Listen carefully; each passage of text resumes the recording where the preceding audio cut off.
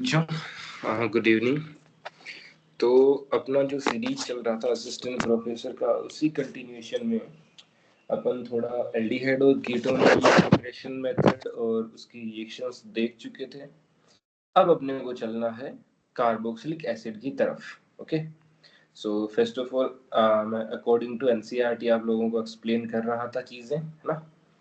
तो अगला अपना टॉपिक है that is our carboxylic acid functional group, उसकी तरफ चलते हैं अपन जो अपन रीड कर रहे थे। सॉरी, मैंने गलत पीडीएफ खोल लिया। आई थिंक अपने को पीडीएफ एल्डिहाइड कीटोन वाली ये अपन पढ़ रहे थे। तो रिएक्शन ऑफ एल्डोल केनिजर और रिएक्शन में आप लोगों के साथ डिस्कस कर चुका था, है ना। एनसीईआरटी के कुछ क्वेश्चंस भी डिस्कस कर चुका था। अब अपन चलते हैं कार्बोक्सिलिक एसिड की तरफ। चलिएगा, तो कार्बोक्सिलिक एसिड क्या है अपने पास जनरली यहाँ पे भी दो टाइप के हैं। कि aliphatic carboxylic acid that is our normal open chain carbon के साथ है। एक एरोमेटिक कार्बोक्सिलिक एसिड, मतलब एरोमेटिक रिंग के ऊपर COH ग्रुप लगा हुआ है, ठीक है, ये कार्बोक्सिलिक एसिड है।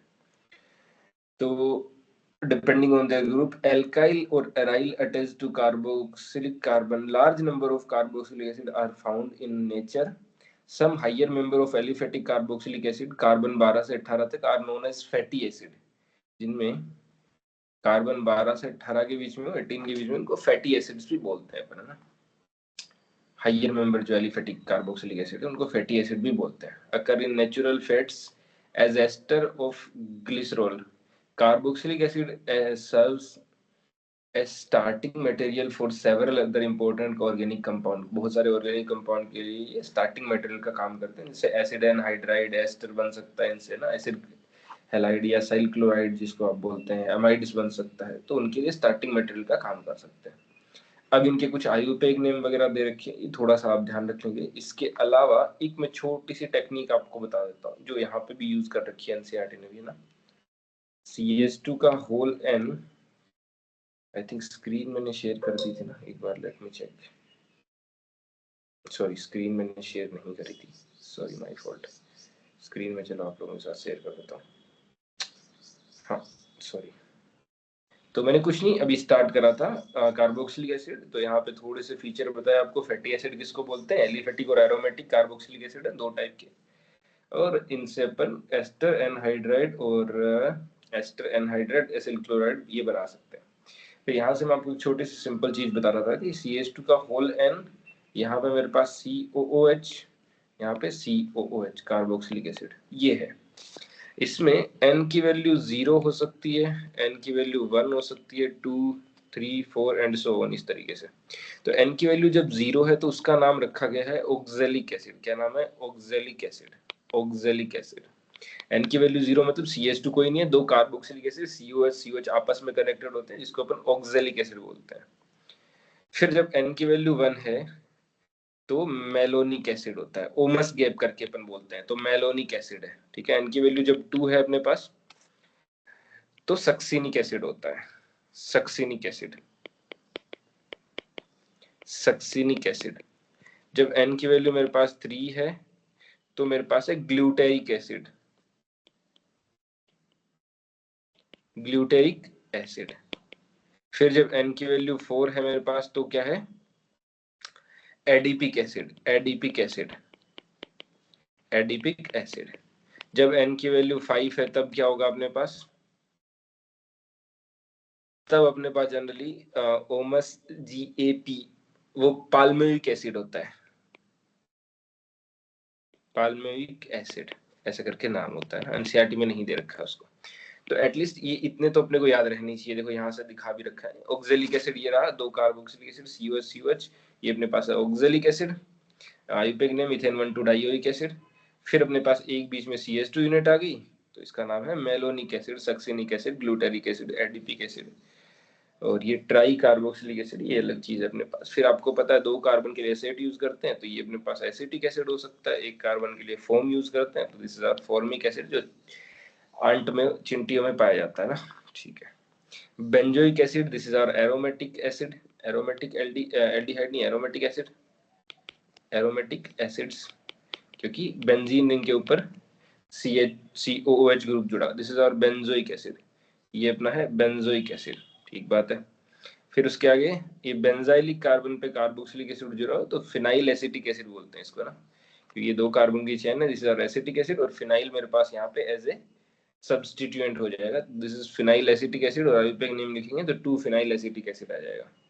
ये कार्बोक्सिलिक एसिड है, आपको याद होगा जैसे हमने थेल्डिहाइड देखा था वैसे यहाँ पे 1 2 पे COH ग्रुप लगा हुआ है, तो 1 और 2 पे मेरे पास डाई कार्बोक्सिलिक एसिड या फिर इसका थैलिक एसिड भी नाम है, दिस इज थैलिक एसिड, और थैलिक एसिड से ही मेरे पास बनता है थैलिक एनहाइड्राइड, सो ये थैलिक एसिड अपने पास, राइट। थैलिक एसिड का अपन ध्यान रखें। अब स्ट्रक्चर ऑफ कार्बोक्सिल ग्रुप की स्ट्रक्चर के ऊपर बात करी गई है ना, स्ट्रक्चर के ऊपर बात करी गई है, तो स्ट्रक्चर में कुछ बड़ी बात नहीं है यहाँ पे, सिंपल सी मैं एक चीज ऐड करना चाहूंगा, एक स्लाइड ऐड कर लेते हैं अपन और उसके बारे में एक चीज आपको एक्सप्लेन करता हूँ। देखो जैसे हमने कार्बोनिल कंपाउंड में बात करी थी कि C डबल बॉन्ड जो ग्रुप है वैसा C डबल बॉन्ड ग्रुप यहाँ पे भी है ना, राइट। जैसा C डबल बॉन्ड ग्रुप वहां पे था वैसा C डबल बॉन्ड ग्रुप यहाँ पे भी है, लेकिन यहाँ पे दूसरी चीज मेरे पास क्या है, दूसरी चीज है मेरे पास OH ग्रुप, इधर OH ग्रुप जुड़ा हुआ है, राइट। ठीक है, ये इस तरीके से, तो वहां पे जो हमने एक रेजोनेटिंग स्ट्रक्चर इस फॉर्म में बनाई थी कि मान लो इस तरीके से ये रेजोनेटिंग फॉर्म अगर आप बनाओ तो क्या दिखा गया यहाँ पे, जैसे हमने एल्डिहाइड और कीटोन में बनाई थी, एनसीईआरटी भी ऐसे दिखाती है, तो यहाँ पे O पे नेगेटिव और इधर R ग्रुप है अपने पास, कार्बन चेन है, इधर मेरे पास OH है, दिस इज आवर OH, और यहाँ पे पॉजिटिव आ जाएगा। अब ये जो पॉजिटिव है वो एल्डिहाइड और कीटोन में तो स्टेबल नहीं था, लेकिन यहाँ पे ये ऑक्सीजन के लोन पे डोनेट हो सकते हैं इसको, यस, ऑक्सीजन के लोन पे डोनेट हो सकते हैं, तो ये फटाफट इस फॉर्म से इसमें कन्वर्ट हो जाएगा अपने पास, यहाँ पे O- तो आ जाएगा है ना, लेकिन यहाँ पे डबल बॉन्ड बन जाएगा, फटाफट डबल बॉन्ड बन जाएगा, और ये OH इस ऑक्सीजन ने लोन पेयर दिया तो इस पे पॉजिटिव आ जाएगा। ये एनसीईआरटी ने ये सेम चीज दिखा रखी है, देखिएगा पहले इसमें कन्वर्ट हो जाएगा फिर इधर से डोनेट होके ये रेजोनेटिंग स्ट्रक्चर दिखा रखी है, ठीक है। तो electrophilic then carbon because the possible resonance, ये अपने पास द कार्बोक्सिलिक एसिड या the carboxylic carbon is less electrophilic than carbon because of possible resonance structure shown below। बिल्कुल लेस इलेक्ट्रोफिलिक है, क्यों, क्योंकि जैसे यहाँ पे पॉजिटिव चार्ज आ जाएगा अपने पास, ये जो प्रेजेंट है ऑक्सीजन के लोन पे ये डोनेट हो जाएंगे पॉजिटिव चार्ज को, तो this is less electrophilic as compare to aldehyde and ketone, this is less electrophilic as compare to aldehyde and ketone, electrophilic कम है, ठीक है। आयुपेग नेम आप देख लेना, ये मैंने आपको चीज एक्सप्लेन कर दी। फिर उसके बाद में है primary alcohol from primary alcohol and aldehyde, primary alcohol और एल्डिहाइड से भी हम लोग कार्बोक्सिलिक एसिड बना सकते हैं।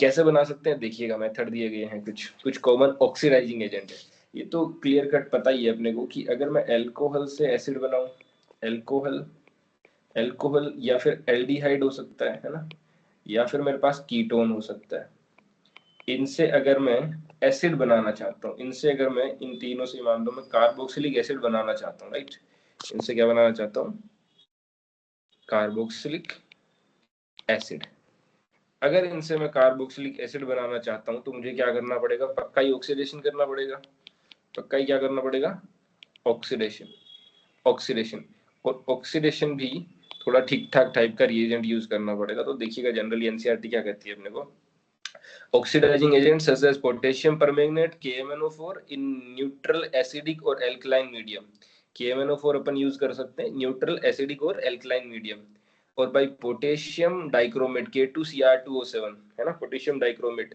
And chromium trioxide CrO3 in acidic medium, CrO3 in acidic medium, ये होता है अपने पास जोन्स रिएजेंट, इसका नाम लिख देते हैं अलग से, CrO3 in acidic medium, this is are called Jones reagent. क्या है भैया ये, जोन्स रिएजेंट, तो जोन्स रिएजेंट की हेल्प भी अपन ले सकते हैं, है ना, यहाँ से भी कार्बोक्सिलिक एसिड बना देता है, ये भी अपने पास एक अच्छा खासा ऑक्सीडाइजिंग एजेंट है, और you can say strong oxidizing agent है। यहाँ पे क्रोमियम ट्राइऑक्साइड और अपन यहाँ पे साथ में एसिडिक कंडीशन लेते हैं, ठीक है। या फिर K2Cr2O7, क्या क्या क्या क्या चीज यूज कर सकते हैं अपन अल्कोहल के साथ में, K2Cr2O7 या फिर KMnO4 के साथ में, तो तीनों ही बेसिक एसिडिक, जनरली एसिडिक लेते हैं अपन, क्योंकि अगर आपको याद है बेन 153 एसिडिक में वो सबसे ज्यादा स्ट्रॉन्ग ऑक्सीडाइजिंग एजेंट यूज होता है, तो या तो ये यूज कर सकते हैं या तो ये कर सकते हैं, या फिर CrO3 उसके साथ में H+ बोले तो H2SO4, ये जोन्स रिएजेंट है, इन तीनों में से कोई एक आप यूज कर सकते हैं, जिससे एल्कोहल जो है मेरे पास कॉरेस्पॉन्डिंग एसिड में कन्वर्ट हो जाएगा। एल्कोहल कॉरेस्पॉन्डिंग एसिड में कन्वर्ट हो जाएगा। ठीक है जी, एल्कोहल कॉरेस्पॉन्डिंग एसिड में कन्वर्ट हो जाएगा। ठीक है, एग्जाम्पल दे भी रखे हैं। ये मेरे पास एल्कोहल है, ये इस एल्कोहल में कन्वर्ट हो गया कॉरेस्पॉन्डिंग, यहाँ पे भी मेरे पास एल्कोहल है और ये अपने पास कॉरेस्पॉन्डिंग एल्कोहल में कन्वर्ट हो चुका है। आई थिंक यहाँ तक चीजें क्लियर है अपने को। चलते हैं आगे।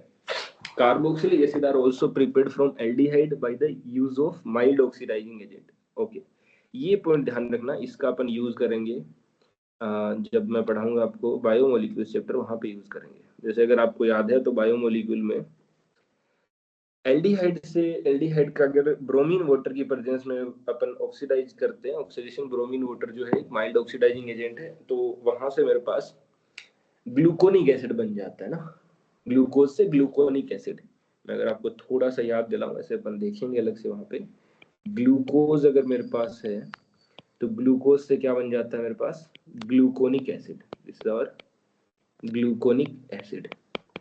ऐसा कब होता है, ऐसा मेरे पास होता है in the presence of Br2H2। अब Br2H2 ब्रोमीन वाटर क्या होता है, ये अपने पास डीकलराइज ब्रोमीन वाटर जो ब्राउन रिंग का होता है, वो तो एक पॉइंट है। उसके अलावा ये माइल्ड ऑक्सीडेंट होता है, माइल्ड ऑक्सीडाइजिंग एजेंट। तो एल्डिहाइड तो जनरली अपने पास, एल्डिहाइड को अगर आपको एसिड में कन्वर्ट करना है तो वो काम तो माइल्ड ऑक्सीडाइजिंग एजेंट से भी हो जाता है। एल्डिहाइड को इसमें कन्वर्ट करना है तो ये काम तो माइल्ड ऑक्सीडाइजिंग एजेंट भी कर देते हैं। लेकिन अगर आपको अगर आप एल्कोहल को कन्वर्ट करना चाहते हैं किसमें, एसिड में, तो यहाँ पे जनरली अपने को स्ट्रॉन्ग ऑक्सीडाइजिंग एजेंट चाहिए होंगे, स्ट्रॉन्ग ऑक्सीडाइजिंग एजेंट चाहिए होंगे। ठीक है, आई थिंक यहाँ तक आपको चीजें क्लियर है। फिर अपने को दे रखा है from alkyl benzene. Alkyl benzene से हम लोग कैसे कार्बोक्सिलिक एसिड बना सकते हैं, तो देखिएगा यहाँ पे थोड़ा सा आपको टेक्निक में बता रहा हूँ। या तो आपको KMnO4 गिवन होगा या तो K2Cr2O7 गिवन होगा। दोनों का काम क्या है, अगर आपके पास बेंजीन रिंग के ऊपर एक भी, मतलब बेंजीन रिंग के ऊपर कार्बन है और उस पर एक भी मिनिमम हाइड्रोजन है, एक हाइड्रोजन भी आपको दिख रहा है अवेलेबल, तो डायरेक्टली उसका कार्बोक्सिलिक एसिड कार्बोक्सिलेट बना दो और फिर उससे हाइड्रोलिसिस करके कार्बोक्सिलिक एसिड बना दो। जैसे यहाँ पे तो 2 हाइड्रोजन प्रेजेंट है, यहाँ पे मैंने कहा आपको एक भी हाइड्रोजन प्रेजेंट है बेंजीन के जस्ट डायरेक्टली कनेक्टेड कार्बन के ऊपर, तो उसका डायरेक्टली आप बना देंगे क्या, कार्बोक्सिलिक एसिड बन जाएगा वर्कअप करके। हाँ, अगर मान लो एक भी हाइड्रोजन नहीं है, जैसे मेरे पास टर्सरी ब्यूटाइल ग्रुप है, तो उसका ऑक्सीडेशन पॉसिबल नहीं होगा। ये बहुत सारे अलग अलग डिफरेंट एग्जाम में ये क्वेश्चन पूछा गया है ना। तो इसका अगर KMnO4 आप हीटिंग देंगे, KMnO4 के साथ में हीटिंग करेंगे, एसिडिक मीडियम मान लो आपने ले लिया, हीटिंग कर रहे हैं, तो यहाँ पे कोई प्रोडक्ट ऐसे नहीं बन रहा है नॉर्मल कंडीशन में। बहुत ज्यादा हाई टेम्परेचर रख देंगे तो कुछ एलिमिनेशन वगैरह हो सकता है, might be possible, but normal condition में नहीं होगा। क्लियर है यहाँ तक। फिर फ्रॉम नाइट्राइल एंड अमाइड्स। अब नाइट्राइल और अमाइड्स से हम लोग एसिड कैसे बना सकते हैं, तो नाइट्राइल और अमाइड से देखिएगा, एक तो ये काम कर सकता हूँ, जब इसका नाइट्राइल का हाइड्रोलिसिस करूंगा तो कार्बन नाइट्रोजन बॉन्ड का मैंने हाइड्रोलिसिस करना आपको सिखाया, डायरेक्टली हाइड्रोलिसिस कर दिया मान लो मैंने, तो मैंने कहा था जितने बॉन्ड हैं उनको ब्रेक करके अपन को पहले पहले 2 बॉन्ड ब्रेक होंगे, अगर मान लो तो पूरा पार्शियल हाइड्रोलिसिस कराया तो पहले 2 बॉन्ड ब्रेक होंगे, OH इधर आएगा, इधर 2 OH ग्रुप आ जाएंगे और इधर 2 हाइड्रोजन ग्रुप आ जाएंगे। तो पहले मेरे पास क्या बन जाएगा, C double bond O NH2, this is our amide बन जाएगा। पहले मेरे पास अमाइड बन जाएगा। लेकिन मैं फर्दर अगर H प्लस OH वगैरह के साथ में रिएक्शन कराऊंगा, फर्दर वर्कअप कराऊंगा H प्लस या फिर OH माइनस, और हीटिंग की कंडीशन में, ऐसे नॉर्मल कंडीशन में तो होगा नहीं। तो ये जो अपना बना हुआ है C डबल बॉन्ड O और OH और NH3 वगैरह बाहर निकल जाएगा। मतलब मेरे पास कार्बोक्सिलिक एसिड बन चुका है। ये कार्बोक्सिलिक एसिड एक पहला तरीका, इससे बना सकते हैं। अमाइड को हीट करते हैं, अमाइड को H प्लस की प्रेजेंस में हीट करते हैं तो इथेनोइक एसिड ये बन सकता है अपने पास, इट माइट बी पॉसिबल। ठीक है, फिर बेंजेमाइड दे रखा है आपको, बेंजल ग्रुप याद करो, मैंने इसको बताया था बेंजीन के, बेंजल अलग था, बेंजल प्योर है, यहाँ पे बेंजेमाइड है। बेंजेमाइड मतलब बेंजीन के ऊपर amide, C double bond NH2। इसको आप हीट करेंगे तो यहाँ पे वाटर की प्रेजेंस में हीट करेंगे तो क्या बन जाएगा, ये कार्बोक्सिलिक एसिड में कन्वर्ट हो जाएगा। It is very simple, carboxylic acid में कन्वर्ट हो जाएगा और NH3 बाहर निकल जाएगा, बेंजोइक एसिड बन जाएगा। अगला दे रखा है अपने को ग्रिग्नार्ड रिएजेंट के साथ रिएक्शन कराने से। तो मान लो मैं ग्रिग्नार्ड रिएजेंट की रिएक्शन करा रहा हूँ CO2 के साथ में, ये कार्बन पे अटैक करेगा, क्योंकि यहाँ पे कार्बन मेरे पास इलेक्ट्रोफिलिक नेचर का, ये वाला बॉन्ड इधर तरीके से ओपन हो जाएगा, यहाँ पे C double bond O minus MgX positive. फिर अपन ने H3O प्लस के साथ में रिएक्ट करवाया है, तो मेरे पास ये कार्बोक्सिलिक एसिड में कन्वर्ट हो चुका है। So as we know, the Grignard reagent and nitrile can be prepared from alkyl halide. Alkyl halide से भी अपन प्रिपेयर कर सकते हैं, लेकिन आई थिंक Grignard reagent वाली रिएक्शन तो समझ आई आपको, क्योंकि मैं आपको पहले ही बता चुका हूँ। Grignard reagent जो है अपने पास दो काम कर सकता है, एक बेस का, या फिर इसके पास अगर एसिडिक प्रोटॉन नहीं अवेलेबल है तो ये काम करेगा एज ए न्यूक्लियोफाइल। तो CO2 में जो कार्बन है ये मेरे पास इलेक्ट्रोफिलिक सेंटर है, इस पर अटैक करा, ये एसिड बन चुका है। क्लियर है। From acyl halide, acyl halide का अगर वाटर के साथ रिएक्शन करा दें तो वाटर अपने पास एज ए न्यूक्लियोफाइल इस पे टेक करें, Cl को बाहर निकाल के अपने पास, क्योंकि Cl एक गुड लिविंग ग्रुप है, बिकॉज यहाँ पे निकलने के बाद इसके जो वैकेंट d ऑर्बिटल है उनके अंदर अपना नेगेटिव चार्ज डिस्पर्स हो रहा है, तो ये अपने पास गुड लिविंग ग्रुप है, गुड लिविंग ग्रुप है। ठीक है। OH माइनस के साथ करेंगे रिएक्शन तो ये जल्दी रिएक्शन होगी, और अपने पास जो प्रोडक्ट है ये रिएक्शन जल्दी होगी, और जो प्रोडक्ट है वो मेरे पास कार्बोक्सिलेट बन जाएगा, राइट, और Cl माइनस बाहर निकल गया, ये अपने पास कार्बोक्सिलिक एसिड बन चुका है। क्लियर। चलिए आगे चलते हैं। फिर मेरे पास बेंजोइक एनहाइड्राइड दे रखा है। बेंजोइक एनहाइड्राइड में भी क्या करेगा, एनहाइड्राइड वाला जो पार्ट है वो ये अपने पास है बेंजोइक एनहाइड्राइड, ये है बेंजोइक एनहाइड्राइड। बेंजोइक मतलब यहाँ पे पीएच बेंजीन नहीं है, तो यहाँ से मेरे पास जो अटैक करने आएगा कौन, H2O, तो H2O एक किसी कार्बोक्सिलिक एसिड मतलब एक किसी इस सेंटर पे अटैक करेगा, बॉन्ड ओपन होगा, क्लोज होगा, ये वाला बाहर निकल जाएगा एज ए लिविंग ग्रुप। तो मेरे पास क्या बन चुका है यहाँ पे, डबल बॉन्ड O, पीएच, यहाँ पे OH, और साइड में दो बेंजोइक एसिड बन जाएंगे। ठीक है, दो बेंजोइक एसिड बन गए यहाँ से।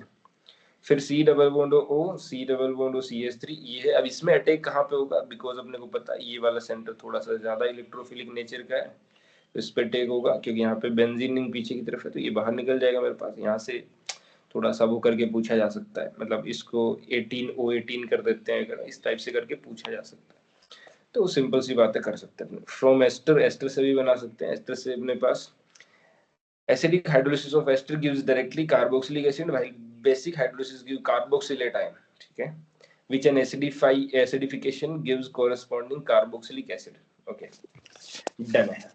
लेकिन यहाँ पे याद रखेंगे दोनों की दोनों रिएक्शन रिवर्सिबल है, मतलब वापस भी आ सकते हैं।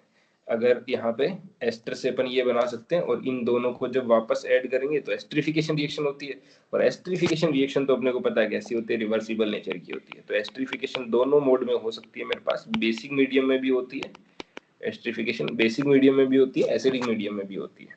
ठीक है, बेसिक और एसिडिक दोनों मीडियम में मेरे पास होती है। ठीक है, चलिएगा, बिल्कुल ठीक बात है। यहाँ से आई थिंक यहाँ तक चीजें अपने को क्लियर हैं। ओके, चलते हैं आगे। आगे अगर चलें तो ये कुछ एग्जाम्पल हैं, चलो एक एग्जाम्पल करके देखते हैं अपन क्या है। देखिए सॉल्यूशन दे रखा है यहाँ पे, तो यहाँ से क्वेश्चन है, ब्यूटेन 1-ऑल को ब्यूटेनोइक एसिड में कैसे कन्वर्ट करें। भाई 1-ऑल अल्कोहल को ओइक एसिड में कन्वर्ट करना है, KMnO4 यूज कर लो या K2Cr2O7 यूज कर लो। फिर 3 नाइट्रो ब्रोमो बेंजीन को अपने को 3 नाइट्रो बेंजोइक एसिड में कैसे कन्वर्ट करेंगे, तो 3 नाइट्रो ब्रोमो बेंजीन को अपन उसमें कैसे कन्वर्ट करेंगे। तो इसके मैकेनिज्म कुछ अगर हम लोग देखेंगे तो बता सकते हैं आराम से। पहले अपन ग्रिग्नार्ड रिएजेंट बना सकते हैं, फिर आगे रिएक्शन कर सकते हैं। इन पे भी चलते हैं थोड़ा आगे, यहाँ पे टोलेंस रिएजेंट करके यूज कर सकते हैं अपन, इस तरीके से काफी चीजें हैं यहाँ पे। तो आगे चलते हैं। So how each of the following compound can be converted, ये किए जा सकते हैं। फिजिकल प्रॉपर्टीज दे रखी है अपने पास, aliphatic carboxylic acid up to 9 carbon atom are colourless, 9 carbon atom तक जो अपने पास है, up to 9 carbon atom are colourless, liquid at room temperature with unpleasant odour, सुहावनी सीन की ऑर्डर रहती है। The higher acid are wax like solid, जो हायर एसिड होते हैं वैक्स की तरह सॉलिड होते हैं, are wax like solid and are practically odourless due to their low volatility, low volatility है। ठीक है, carboxylic acid are higher boiling point, boiling liquid, ठीक है, then aldehyde ketone and even alcohol of comparable molecular masses. बिल्कुल comparable molecular masses क्यों बोल रहा है, क्योंकि याद करो मैंने बताया था पहला फैक्टर मॉलिक्यूलर मास ही है अपने पास। This is due to more extensive associated of carboxylic acid molecule through intermolecular hydrogen bonding। यहाँ पे जो बॉइलिंग पॉइंट है अपने पास, जनरली इंटरमोलिकुलर हाइड्रोजन बॉन्डिंग से अफेक्टेड होता है, बिल्कुल होता है। तो यहाँ पे इंटरमोलिकुलर हाइड्रोजन बॉन्डिंग ज्यादा अच्छी है ना। तो अगर इंटरमोलिकुलर हाइड्रोजन बॉन्डिंग ज्यादा बेहतर है तो बिल्कुल अपने पास जो कोरस्पॉन्डिंग, अगर मोलिकुलर वेट सिमिलर ऑर्डर का है तो अपने पास कार्बोक्सिलिक एसिड ज्यादा एसिडिक होगा as compare to aldehyde ketone और कॉरेस्पॉन्डिंग एल्कोहल से। The hydrogen bonds are not broken completely when the vapour phase. Hydrogen bond अपने पास कंप्लीटली तो वेपर फेज में भी नहीं टूटता है। In fact most carboxylic acid exist as dimer. बहुत सारे कार्बोक्सिलिक एसिड जो हैं वो एज ए डाइमर की फॉर्म में एग्जिस्ट करते हैं। ठीक है जी। इसका अपन इक्विलिब्रियम में भी यूज देखते हैं, अगर आपको याद हो तो वोंटाउ फैक्टर में, और इन द एप्रोटिक सॉल्वेंट। ठीक है, ये दिख रहे हैं आपको डाइमर की फॉर्म में, ये एसिटिक एसिड जैसे हो गया अपने पास, ये डाइमर की फॉर्म में यहाँ पे बना रखा है। तो ये हो सकता है ये अपने पास डाइमर की फॉर्म में एग्जिस्ट कर रहा है। ये इधर से इंटरमोलिकुलर हाइड्रोजन बॉन्डिंग है। इसका हाइड्रोजन जो डेल्टा प्लस है इस डेल्टा माइनस के साथ में, और ये हाइड्रोजन डेल्टा प्लस इस डेल्टा माइनस के साथ में। तो अगर आपसे पूछा जाए कि दो कार्बोक्सिलिक एसिड मिलके कितनी हाइड्रोजन बॉन्डिंग शो करते हैं, तो यहाँ पे दो कार्बोक्सिलिक एसिड दोनों मिलके एक ही हाइड्रोजन बॉन्डिंग, दो हाइड्रोजन बॉन्डिंग दिखा रहा है, दो हाइड्रोजन बॉन्ड बनते नजर आ रहे हैं अपने को।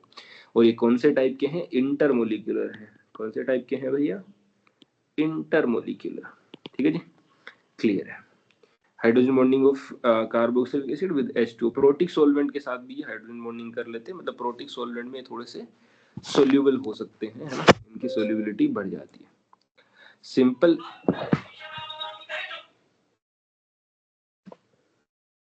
वेट से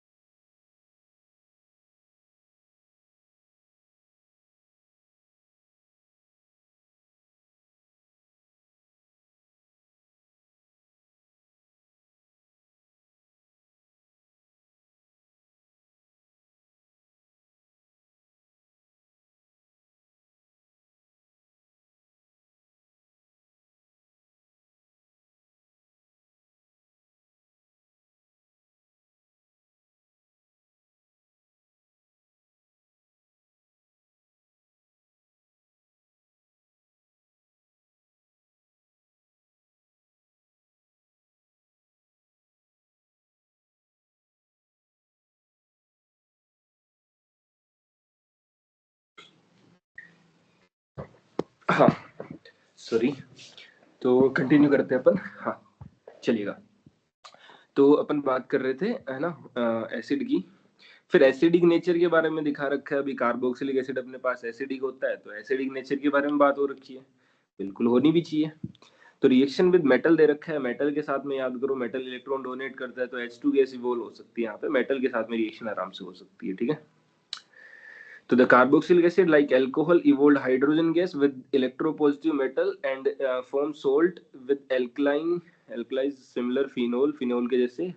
However, unlike phenol, they react with weaker base such as carbonate and hydrogen carbonate to evolve carbon dioxide. This reaction is used to detect the presence of carboxylic group in organic acid. मतलब ये क्या कह रहा है देखिएगा कि आप carboxylic acid की reaction hydrogen carbonate, sodium hydrogen carbonate के साथ में करवाएं तो कार्बोक्सिलेट आयन बन सकता है, बिल्कुल ठीक बात है, बन सकता है। साथ में H2O और CO2 मेरे पास रिलीज हो जाएगा, H2O और CO2 रिलीज हो रहा है। तो कहता है कि ये जो रिएक्शन है ये कार्बोक्सिलिक एसिड के आइडेंटिफिकेशन के लिए आप यूज कर सकते हैं। अब अगर मैं आपसे पूछूं कि ये रिएक्शन हुई क्यों है, क्यों हुआ ये रिएक्शन, अगर आपसे ये पूछा जाए तो आप ये समझो ना, उससे H2CO3 पहले बना, H2CO3 थोड़ी सी हीटिंग है तो H2 और CO2 में कन्वर्ट हो गया। अब H2CO3 और अगर मैं बात करूं कार्बोक्सिलिक एसिड में कौन ज्यादा अच्छा एसिड है, पक्का ही कार्बोक्सिलिक एसिड अच्छा एसिड है, इसीलिए रिएक्शन फॉरवर्ड डायरेक्शन में गई है। ठीक है, बिल्कुल सही बात है। तो carboxylic acid dissociates in water to give resonance stabilize carboxylate anion and hydronium ion.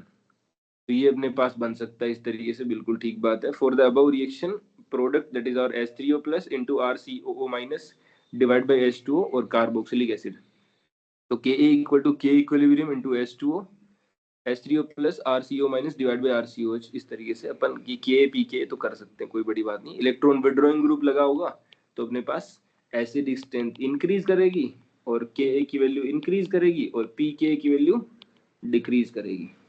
और इलेक्ट्रॉन डोनेटिंग ग्रुप अगर यहाँ पे लगा होगा तो यहाँ पे अपन क्या बोलेंगे कि इलेक्ट्रॉन डोनेटिंग से Ka की वैल्यू डिक्रीज करेगी, Pk मेरे पास क्या कर जाएगा, इंक्रीज कर जाएगा, और एसिडिक स्ट्रेंथ भी क्या कर जाएगी अपने पास, डिक्रीज कर जाएगी। ठीक बात है, ये अपन कह सकते हैं। ये सिंपल एग्जांपल है, आई डोंट थिंक कि इनको यूज करने की जरूरत है। फिर इनने एसिडिक स्ट्रेंथ के लिए एक थोड़ा सा दिया है कि अगर मेरे पास CF3 लगाओ, ये थोड़ी सी अच्छी बात लिखी हुई है यहाँ पे देखिएगा। अगर CF3 जो है ना, तो एसिडिक का ऑर्डर NO2 वाले से भी ज्यादा है। आप सोच रहे हैं NO2 में कुछ ज्यादा इलेक्ट्रॉन विड्रॉइंग ग्रुप नेचर का है, लेकिन NO2 यहाँ पे सिर्फ किस काम का कर रहा है, -I। तो ये आप ये मत समझिए कि एसिडिक स्ट्रेंथ का ऑर्डर तो है, साथ साथ ये -I इफेक्ट का ऑर्डर है, -I इफेक्ट का ऑर्डर है। तो CF3 का जो माइनस आई है वो NO2 से भी ज्यादा होता है। तो CF3 सबसे ज्यादा, फिर NO2, फिर CN, फिर F, Cl, Br, I, then PH, मतलब phenyl benzene ring. Thus the following acid are arranged in order of increasing acidity based on pK value। ये अपने पास आ चुका है, बिल्कुल ठीक बात है भाई साहब। यहाँ पे थोड़ी सी एक चीज आपको ध्यान देनी है। क्या ध्यान देनी है, देखें एनसीईआरटी ऐसा खेल सकती है। देखो CF3 सबसे ज्यादा है, ठीक है, फिर CCl3 होना ही था, कोई दिक्कत वाली बात नहीं है, फिर 2 क्लोरीन है वो है, फिर एक क्लोरीन वाले से पहले मेरे पास है NO2 है, फिर NO2 के बाद में CN है, CN के बाद में फ्लोरीन है, फिर एक क्लोरीन वाला है, फिर एक ब्रोमीन वाला है, फिर अपने पास नॉर्मल कार्बोक्सिलिक एसिड जो है फॉर्मिक एसिड है, फिर एक कार्बन छोड़ के एक क्लोरीन है। तो थोड़ी सी चीजें हैं यहाँ पे ना, अच्छी सी चीजें हैं अपने पास। अच्छी सी चीजें क्या है, यहाँ से बढ़िया सा क्वेश्चन क्या बन सकता भैया, बढ़िया सा क्वेश्चन बता दीजिए सर आप तो मेरे को, है ना, बढ़िया सा क्वेश्चन आप तो मेरे को बता दीजिए। तो बढ़िया सा क्वेश्चन अगर मैं आपको बताऊं तो एक तो मेरे पास है, देखो आप ध्यान रखेंगे, CCl3 यहाँ पे, उसके बाद में COOH, और एक मेरे पास है दो क्लोरीन है, एक हाइड्रोजन मान लेते हैं CHCl2, यहाँ पे COOH, और एक मान लो मेरे पास है C पे NO2 जुड़ा हुआ है, यहाँ पे 2 हाइड्रोजन है और COOH है अपने पास।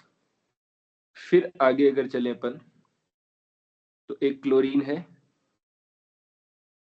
जिसपे एक यहाँ पे फ्लोरीन है CH2F COOH, फिर एक क्लोरीन है, एक कार्बन है, इस पे क्लोरीन है CH2 COOH। इस तरीके से अगर आपको दे रखा तो देखो 3 फ्लोरीन का तो डोमिनेटिंग होता ही है, 3 क्लोरीन का भी अपने पास काफी ज्यादा होता है, 2 क्लोरीन का भी ज्यादा है, 2 क्लोरीन भी NO2 पे डोमिनेटिंग होता है, NO2 इसके बाद आता है, फिर अपने पास फ्लोरीन वाला है, फिर अपने पास ये है। तो आप जैसे पढ़ते भी है ना डिस्टेंस नंबर पावर, अगर मैं माइनस आई इफेक्ट की बात करें, माइनस आई इफेक्ट की अगर हम लोग बात करते हैं, इंडक्टिव इफेक्ट की, तो DNP करके एक रूल पढ़ाया जाता है ना स्कूलों में या कोचिंग इंस्टीट्यूट में। पहले डिस्टेंस देखते हैं आप, डिस्टेंस के बाद में नंबर देखा जाता है कि कितने अपने पास नंबर जुड़े हुए हैं जो माइनस आई दिखा रहे हैं, देन पावर पे बात आती है। तो पावर अपन बाद में देखेंगे, पहले डिस्टेंस नंबर पे फोकस करते हैं। क्लियर है? चलिए, आई थिंक चीजें यहाँ तक क्लियर है आपको। करेक्ट। इससे आगे अपन चलें तो एस्टरिफिकेशन, एस्टरिफिकेशन में वही है, एसिड और ये मिल के दोनों अपने पास एल्कोहल एस्टर बन जाता है इन दी एसिडिक कंडीशन में और गैस कैटलिस्ट में, ठीक बात है। और इससे आगे मेरे पास ये एसिडिक दिखा रखा है, ये OCH3 अपने पास प्लस M ग्रुप है, तो इससे PK अपने पास बढ़ गई एक तरीके से, यहाँ तो कुछ नहीं है, और यहाँ पे -M ग्रुप है, तो इस तरीके से इसकी एसिडिक स्ट्रेंथ बढ़ गई, PK कम हो गई। क्लियर है? यहाँ तक तो चीजें सिंपल चल रही है। मैकेनिज्म ऑफ एस्टरिफिकेशन, एस्टरिफिकेशन का मैकेनिज्म अगर एनसीईआरटी दे रखी है तो ये इंपॉर्टेंट बन जाता है ना, mechanism of esterification reaction of carboxylic acid important बन जाता है। चलिएगा डिस्कस करेंगे, mechanism of esterification reaction discuss करेंगे।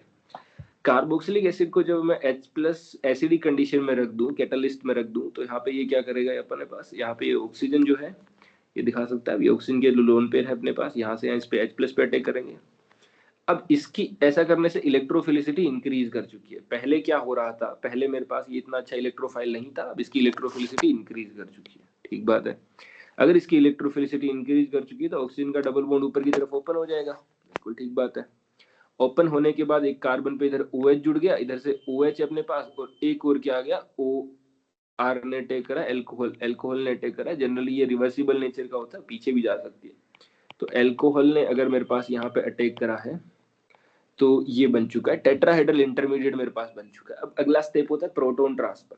यहाँ से H+ अपने पास हट जाएगा और H+ हटने के बाद जो 2 OH है कार्बन में वहां पे बनेगा अपने पास।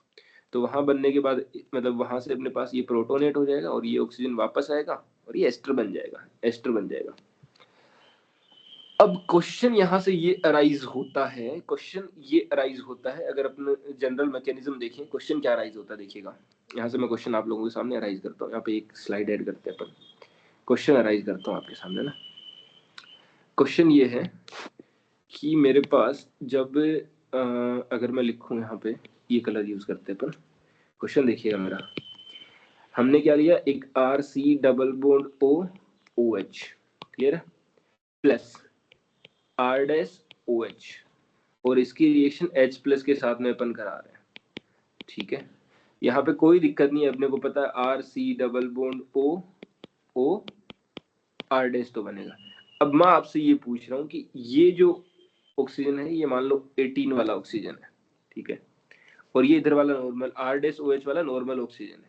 तो मैं आपसे ये पूछ रहा हूँ कि यहाँ पे ये 18 वाला ऑक्सीजन बनेगा, या फिर मेरे पास ये प्रोडक्ट बन के आएगा, या फिर मेरे पास RC double bond O R-, ये प्रोडक्ट बनेगा। इन दोनों में से कौन सा मेजर प्रोडक्ट बनने वाला है, या तो ये या तो ये, इन दोनों में से कौन सा मेजर प्रोडक्ट बनने वाला है, ये अपना क्वेश्चन बन चुका है।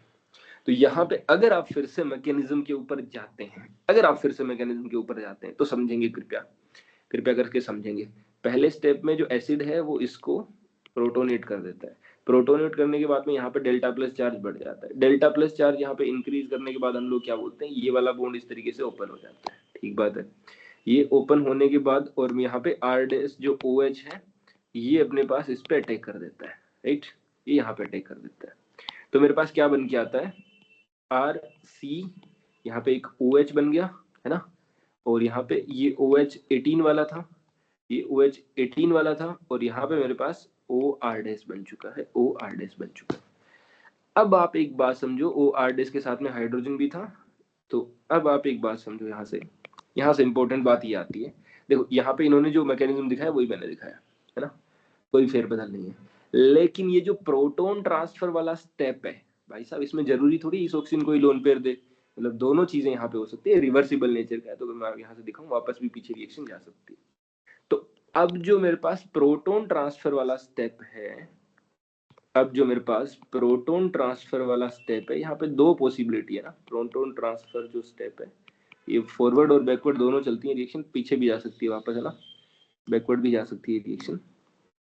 तो जो प्रोटॉन ट्रांसफर वाला स्टेप है, इसमें प्रोटॉन ये अपने पास 18 वाले ऑक्सीजन जो है वो 18 वाले ऑक्सीजन भी अपने पास इधर से इलेक्ट्रॉन ले सकते हैं, 18 वाले ऑक्सीजन के लोन पेयर भी यहाँ से H+ खा सकता है, एक पॉसिबिलिटी। और दूसरी पॉसिबिलिटी है मेरे पास, ये नॉर्मल वाला ऑक्सीजन भी ये खा सकता है। दिस इज पाथ 1A मान लो अपने पास, दिस इज पाथ A है मेरे पास, और ये मान लेते हैं अपने पास पाथ B है, तो पाथ ए से भी मेरे पास प्रोडक्ट बन सकता है, पाथ बी से भी प्रोडक्ट बन सकता है। अगर मैं पाथ ए से बात करूं, लेट अस सपोज मैं पाथ ए से बात कर रहा हूं, तो पाथ ए से मेरे पास क्या होगा, देखिएगा, पाथ ए से मेरे पास क्या होगा, पाथ ए से मेरे पास होगा जो ऑक्सीजन के लोन पेयर हैं वो अपन 18 वाले लोन पेयर को मैं प्रोटोनेट करवा रहा हूँ, तो 18 वाला लोन पेयर निकल जाएगा। तो पाथ ए से मेरे पास मेजर प्रोडक्ट क्या बनेगा, 18 वाला लोन पेयर तो निकल जाएगा, नॉर्मल वाला बच जाएगा यहाँ पे, नॉर्मल वाला बच जाएगा। और अगर दूसरे स्टेप में बात करूं तो RC डबल बॉन्ड O और यहाँ पे OR- भी तो आएगा, लेकिन इस मोमेंट पे अपने पास 18 वाला यहाँ पे रह जाएगा। तो दो प्रोडक्ट जो बन रहे हैं, सॉरी ये यहाँ पे इसको 18 नहीं बोलना अपने को, एक ये प्रोडक्ट बनेगा और एक मेरे पास ये नॉर्मल प्रोडक्ट बनेगा। तो दोनों ही मेजर प्रोडक्ट हो, मतलब दोनों ही बराबर अमाउंट में बन सकते हैं ना, इक्वल अमाउंट में बन सकते हैं। तो एस्टरिफिकेशन का एसिडिक प्रेजेंस में जो अपने पास है मैकेनिज्म इंपॉर्टेंट है, इस तरीके से मैकेनिज्म होता है, मैंने आपको बता दिया है। फिर reaction with PCl3 PCl5 SOCl2, तो अल्कोहल सॉरी एसिड की रिएक्शन अगर PCl5 के साथ में कराएंगे तो RC डबल बॉन्ड Cl बन जाएगा। यहाँ पे जो OH है वो मतलब फोस्फोरस इस ऑक्सीजन को निकाल लेता है, क्योंकि आपको पता है फोस्फोरस और ऑक्सीजन की टेंडेंसी बहुत अच्छी होती है, POCl3 का कनेक्शन होता है अपने पास, ये बन जाता है, और RC डबल बॉन्ड Cl बोले तो असाइल क्लोराइड बन गया और HCl बन गया साइड में। वैसे ही PCl3 केस में भी ये अपने पास यही बन जाएगा, लेकिन यहाँ पे H3PO3 बन रहा है, राइट, H3PO3 बन रहा है, सेम ऑक्सीडेशन स्टेट में जा रहा है। जब SOCl2 बना रहे हैं तो SO2 और HCl गैस रिलीज हो रही है, जैसे अपने पास अगर आपको याद है तो थायोनिल क्लोराइड इसको बोलते हैं अपन, SOCl2 को क्या बोलते हैं, थायोनिल क्लोराइड, थायोनिल क्लोराइड, ठीक है, RC डबल बॉन्ड Cl बन चुका है। The hydroxyl group of carboxylic acid behaves like that the alcohol की तरह बिहेव करता है, अल्कोहल जैसे रिएक्शन करता है वैसी रिएक्शन शो कर रहा है, and is easily replaceable by chlorine atom on treating with PCl5 PCl3 और SOCl2।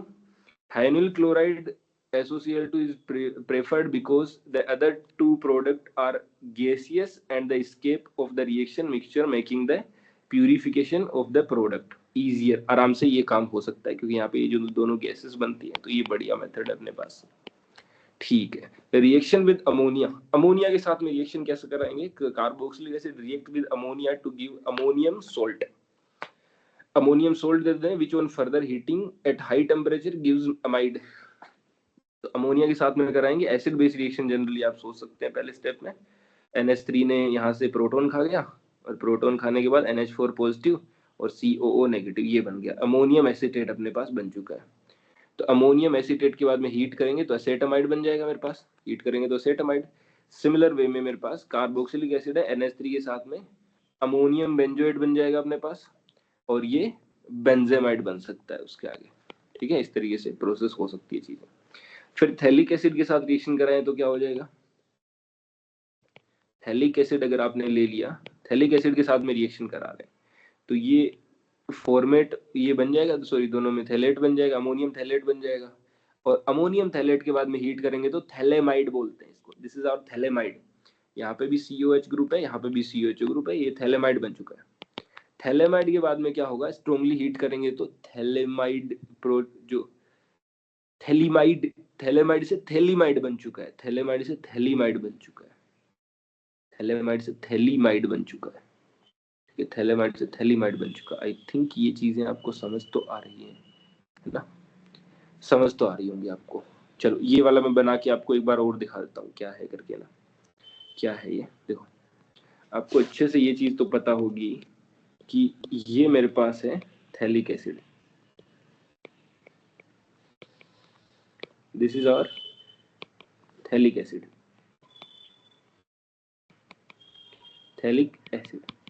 और थैलिक एसिड की रिएक्शन अगर मैं अमोनिया के साथ में कराऊं तो पहले तो क्या बनेगा? अमोनियम थैलेट अपने पास इस तरीके से ये बन जाएगा। यहाँ पे मेरे पास COO नेगेटिव NH4 पॉजिटिव, यहाँ पे सिमिलर वे में COO नेगेटिव NH4 पॉजिटिव, ये बन जाएगा। अब जब इसको हीट करेंगे अपन, थोड़ा सा हीट करेंगे तो थैलेमाइड बन जाएगा। मतलब जो C double bond NH4 positive है वो दोनों केस में मेरे पास क्या बन जाएगा? यहाँ पे C double bond NH2, similarly यहाँ पे भी CO NH2। इसको क्या बोलेंगे अपन? थैलेमाइड, थैलेमाइड बन चुका है। और थैलेमाइड को जब अपन फर्दर हीट करेंगे, है ना, फर्दर हीट करेंगे तो ये अपने पास थैलीमाइड बन जाएगा। ये अपने पास ये बन जाएगा, ये बन जाएगा ना, थैलीमाइड बन जाएगा, ये बन जाएगा। दोनों अपन बना के दिखा रहे हैं। तो इंपॉर्टेंट रिएक्शन थी, मैंने आपको करके दिखाई है। चलिए आगे चलते हैं। फिर अगला है अपने पास, अगर हम लोग कार्बोक्सिलिक एसिड को लिथियम एल्यूमिनियम हाइड्राइड जो कि अपने पास न्यूक्लियोफिलिक रेड्यूसिंग एजेंट है, जिसके साथ ट्रीट कराएंगे तो अल्कोहल मिल जाएगा। लेकिन उससे भी बेहतर है मेरे पास electrophilic reducing agent, that is our B2H6। और B2H6 का यूज करके देन वर्कअप कराएंगे, तब अपने पास बेटर अल्कोहल अमाउंट में मिलेगा। ठीक है, तो carboxylic acid are reduced to primary alcohol by lithium aluminium hydride और बेटर विद डाइबोरेन। डाइबोरेन के साथ बढ़िया से होता है। Diborane does not easily reduce functional group such as an ester, nitro, halo, इनको नहीं कर पाता है। Sodium hydroborate, sodium borohydrate does not reduce carboxylic acid. भाई NaBH4 नहीं कर पाता ना, NaBH4 नहीं कर पाता इसको रिड्यूस, NaBH4 इसको रिड्यूस नहीं कर पाता है। क्लियर है? चलो डी कार्बोक्सिलेशन अगला मेथड है मेरे पास, डी कार्बोक्सिलेशन। तो carboxylic acid lose carbon dioxide to form a hydrocarbon when their sodium salt are heated with the soda lime NaOH and CaO in the ratio of 3:1। ठीक बात है, कह रहा है कि NaOH मेरे पास 3 में है और ये 1 में है ना। NaOH यहाँ से एक बात और देखने को मिल रही है अपने को, 3:1 में है। ये भी क्वेश्चन बन सकता है ना। ठीक है, तो कार्बोक्सिलेट आयन है, जब आप इसको हीट करें NaOH CaO के साथ में तो एल्केन बन जाता है और CO2 गैस वगैरह बाहर निकल जाती है। इसको सोडा लाइम डीकार्बोक्सिलेशन भी बोलते हैं अपन, है ना। क्या नाम बोलते हैं? Soda lime decarboxylation, decarboxylation. ठीक बात है। हेलोजिनेशन दे रखा है। हेलोजिनेशन में अपने पास रिएक्शन का नाम है हेल-वोलार्ड-जेलेंस्की। रिएक्शन बहुत बार पूछी है, हेल-वोलार्ड-जेलेंस्की। देखिएगा, हेल-वोलार्ड-जेलेंस्की रिएक्शन याद करवाता हूँ आपको क्या है। एक पेज ऐड करते हैं अपन। मेरे पास एक कोई कार्बोक्सिलिक एसिड है, राइट।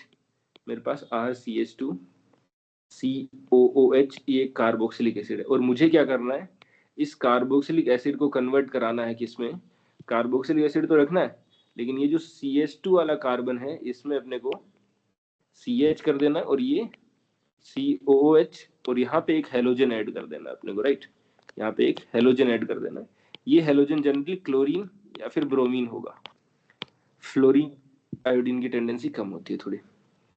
तो अगर आप ये करना चाहते हैं, मतलब इसके अल्फा पोजीशन में, कार्बोक्सिलिक एसिड के अल्फा कार्बन पे मैं हेलोजन जोड़ना चाहता हूँ, तो क्या क्या यूज कर सकते हैं अपन। एक चीज तो हम लोग यूज कर सकते हैं X2 और साथ में red phosphorus. X2 red phosphorus, ये यूज कर सकते हैं। दूसरे स्टेप में वाटर यूज करेंगे। X2 रेड फोस्फोरस के बाद में दूसरे स्टेप में वाटर यूज करेंगे अपन, राइट। तो इस रिएक्शन का नाम है हेल-वोलार्ड-जेलेंस्की।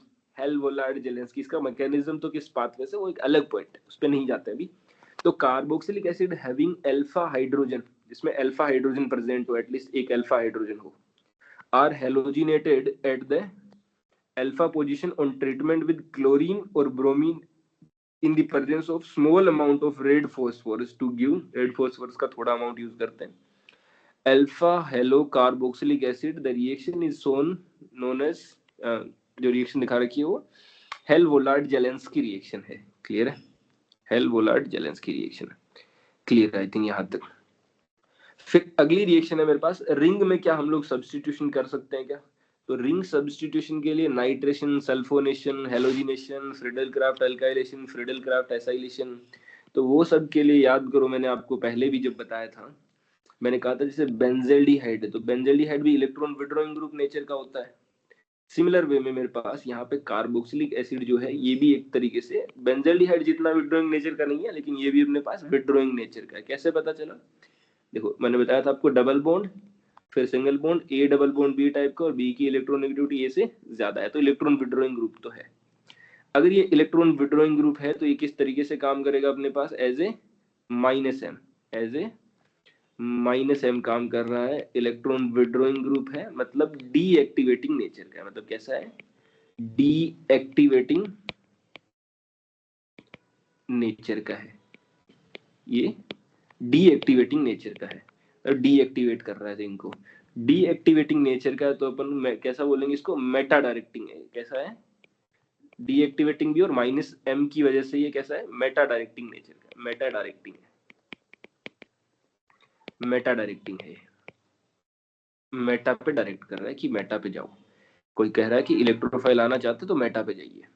तो इन दोनों को अपन थोड़ा सा अरेंज कर देते हैं।